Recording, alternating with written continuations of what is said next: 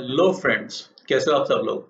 My self Chetan Garg and I welcome you all to our RMO flashback series. And in today's lecture, we will be discussing last three questions of year 2003. Right? Before starting the session, let me give you just one information कि अभी वेदांतु पे हमारे यहाँ VOS में pre RMO, RMO और इनमो that is maths olympiad के regarding various batches चल रहे हैं. ठीक है. एंड अगर आपको अपार्ट फ्रॉम मैथ्स ओलंपियाड, अगर आप junior science olympiad that is NSEJS या फिर INJSO या फिर KVPY NTSE या इवन SOF के जो ओलंपियाड होते हैं IMO के नाम से या NSO के नाम से, या इवन इफ आप जेई के लिए प्रिपेयर करना चाहते हो या केवीपीवाई के लिए प्रिपेयर करना चाहते हो, तो all you need to do is just fill up this form. ठीक है. हमारी जो कंसर्न टीम है वो डेफिनेटली आपको कॉल बैक कर लेगी एंड आपको डायरेक्टली उन बैचेस में एनरोल कर लेगी. राइट? आपके साथ डिस्कशन करने के बाद. Right? and all these batches are completely free of cost. You do not need to pay anything to get enrolled in these batches. Right? अगर आप मैथ्स ओलंपियाड में डायरेक्टली आरएमओ या इनमो बैच में एनरोल होना चाहते हो, तो या तो आपके पास IUQM का सर्टिफिकेट होना चाहिए या प्रीवियस ईयर्स में आपने प्री आरएमओ क्लियर किया होना चाहिए. ठीक है. अगर आपके पास ये अचीवमेंट्स हैं, then you can directly mail me your this credential on this email ID chetan.garg@vedantu.com. Right?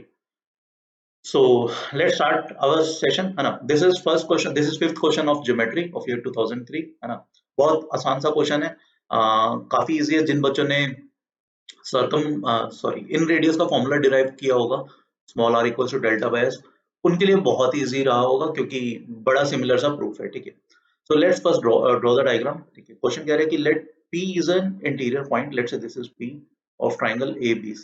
ठीक है. एक ट्राइंगल है ABC such that the ratios DA, BC, DP, BC and these three ratios they are all equal. अब इसका मतलब क्या है वो इन्होंने यहाँ पे बताया हुआ है कि this dx, yz denotes the perpendicular distance of the point x from the line yz. तो DA, BC का क्या मतलब होगा? A का perpendicular distance BC से, है ना, and upon P का perpendicular distance BC से. ठीक है. and so on. ठीक है. ये इसने किया हुआ है. राइट? तो अब we need to find the common values of this ratio. मतलब ये हमें रेशियो निकालनी है, क्या होगा. ठीक है. देखो अब इसमें अगर हम बात करें, ठीक है, लेट्स से ए से परपेंडिकुलर डिस्टेंस आता है, ये जो परपेंडिकुलर डिस्टेंस है this is let's say h1. ठीक है. ऑलराइट. ठीक है. अब DA, BC, अगर मैं एरियाज ऑफ ट्राइंगल की बात करता हूँ, ठीक है, ये रेशियोज इक्वल है ना. Let's assume this ratio to be equal to K. तो can you tell me what is area of triangle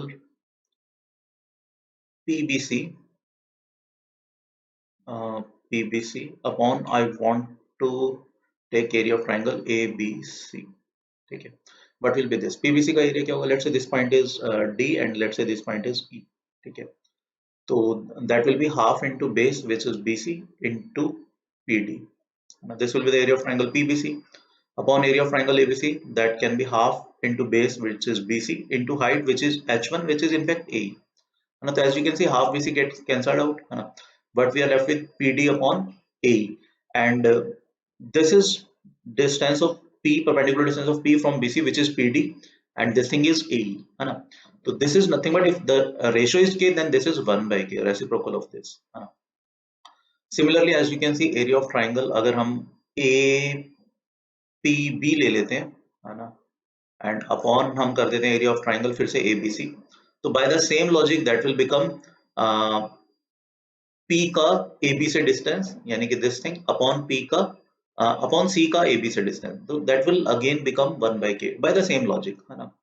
And similarly area of triangle APC upon let's say area of triangle ABC, है ना, that will फिर से become 1 by K again with the same logic. Right? Now if you add these three quantities, what we will get? Denominator remains same, है ना. By adding, denominator obviously remains same, so that is area of triangle ABC, and in the numerator what we will get? PBC plus APB plus APC, so that will become area of triangle ABC, and on the right hand side what we will get? 3 upon K. ठीक है. So this will get cancelled out, so what will be the value of K? That is simply 3. K comes out to be 3, and this is what we need to find. We need to find the common ratio, and that is K. तो as you can see यार, ये वाला question बहुत easy था, है ना. And similar सा ही proof हम उसमें करते होते थे इन रेडियस का फॉर्मूला जब हम डिराइव करते थे small r equal to delta by S वाला, है ना। तो that is kind of the similar proof. तो ये इस क्वेश्चन में था। नेक्स्ट क्वेश्चन पे चलते हैं। This is a question from algebra. We need to find all real numbers a for which this equation has exactly 3 distinct roots. Okay, यहां तक तो क्वाड्रेटिक था बट यहाँ पर 3 mod x आ गए। तो लेट्स मेक टू केसेस, है ना। If x is greater than और इक्वल टू 0 और if x is less than 0, क्योंकि मॉड को ओपन करने का यही सिनेरियो है ना। If x is greater than और equal to 0 we will have equation x square plus but we will get a minus 5 बन जाएगा बिकॉज 3x को इधर लेकर आएंगे, है ना, plus 1 equals to 0। And if x is less than 0 what we will get x square plus हम a minus 3x plus, है ना, तो a plus 1x plus 1 equals to 0. These are the two equations that we will get when x is greater than or equal to 0 or when x is less than 0. अब देखो, हमें चाहिए कि इनके exactly 3 distinct real solution होने चाहिए। तो ये दो क्वाड्रेटिक है बेसिकली, एक x ग्रेटर देन और इक्वल टू 0 के लिए और एक x लेस देन 0 के लिए। हमें इनके टोटल 3 सॉल्यूशन चाहिए। तो देखो क्या क्या हो सकता है। या तो हो सकता है इन दोनों का एक कॉमन रूट हो, एक अलग अलग हो। बट ये तो x ग्रेटर देन और इक्वल टू 0 के लिए, ये लेस देन 0 के लिए, तो कॉमन रूट अगर हो भी सकता था तो वो x इक्वल टू 0 हो सकता था, है ना।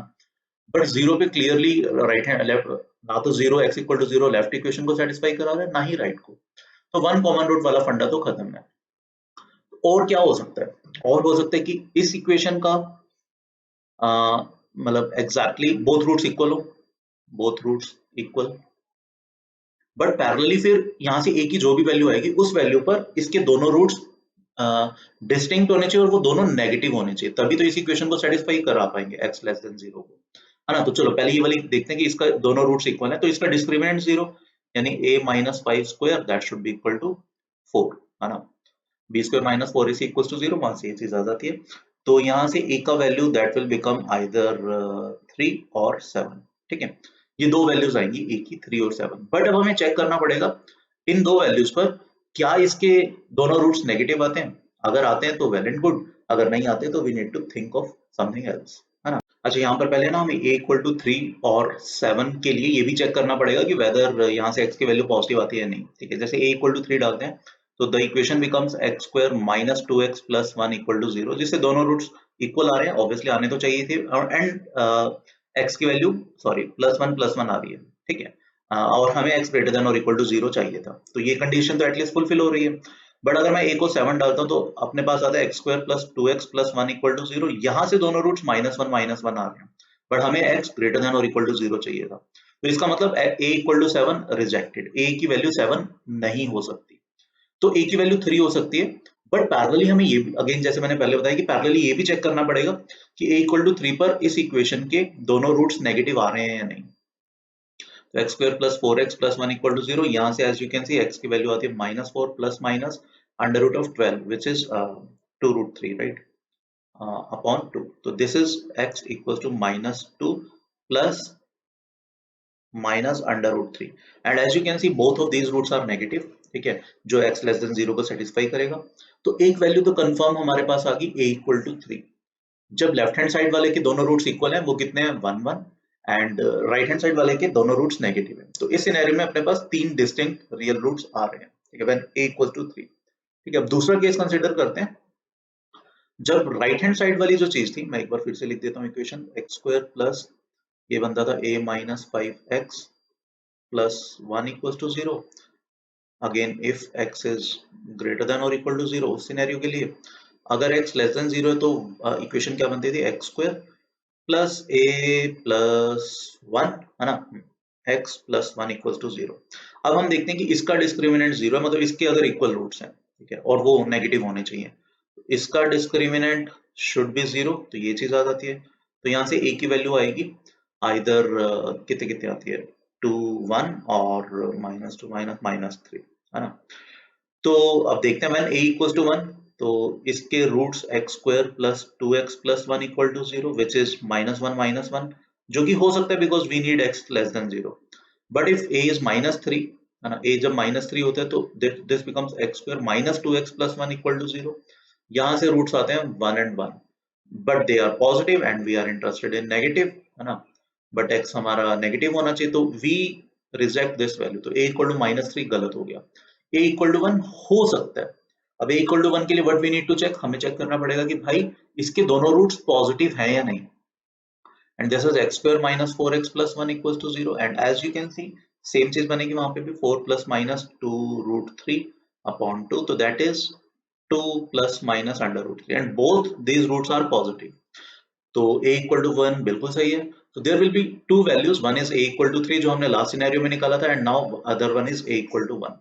So these are the two possible values of a, जिसके लिए we have exactly 3 distinct roots for this equation, ठीक है।